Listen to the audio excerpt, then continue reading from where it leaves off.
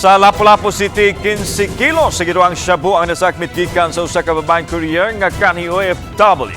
Mukantidad sa 102 million pesos ang balor sa nasakmit nga gidudahang iligal nga drogas nga gisud sa mga Chinese tea bags. Apan kanhi OFW mihimakak sa pasangil ug mipasabot nga wa siya kasayuran kung unsay anaa sa sud sa gidaniya nga mga butang. Aniya ang report.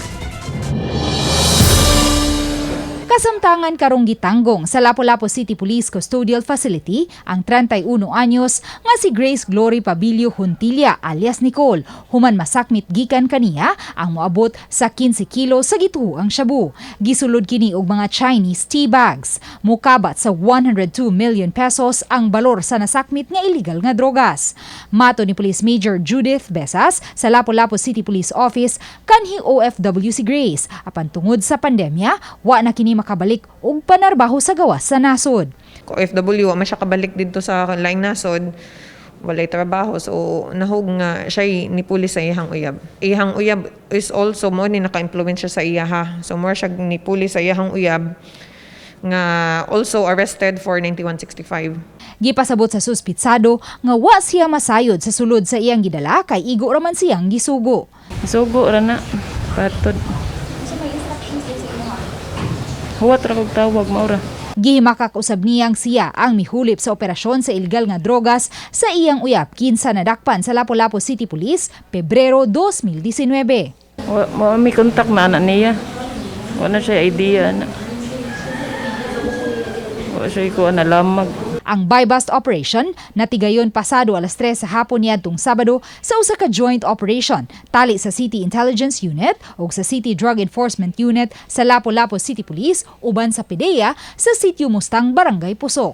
Apan gitataw ni Police Major Besas nga dili konektado si Grace kang alias Madam Aya kinsa unang nadakpan niadtong milabaing Hunyo ug nasakmitan usab og 4 ka kilo sa gituho ang shabu nga gisulod usab sa mga Chinese tea bags. Ang duha ka mga babaeng suspect pulos gihulagway sa mga pulis nga drug courier apan si Madam Aya taga Surigao del Sur samtang si Grace taga Mactan, Lapu-Lapu City. So, we also look into palapdan pa nato ang investigasyon sa ato ang same sa mode of scheme but based on the operatives on the ground walay link so lahi nga network ning kay Nicole. Uban ni Marlon Melgazo, Luan Marondina, Balitang Bisdak. Mga pasahero sa usa ka barkong mopadung unta sa Ormoc City gikan sa Dakbayan sa Sugbo kagahapon ang gidala pagbalik sa Pantalan. Kini human nagkabirya ang MV Light Ferry 11 nga iya sa light shipping. Adunay 158 ka mga tao ang sakay sa maong barko. Apil na ang crew. Matod sa Philippine Coast Guard, migikan ang barko alas 11 sa buntag kagahapon. Pag-abot sa Mactan Channel, giingong naabirya ang makina.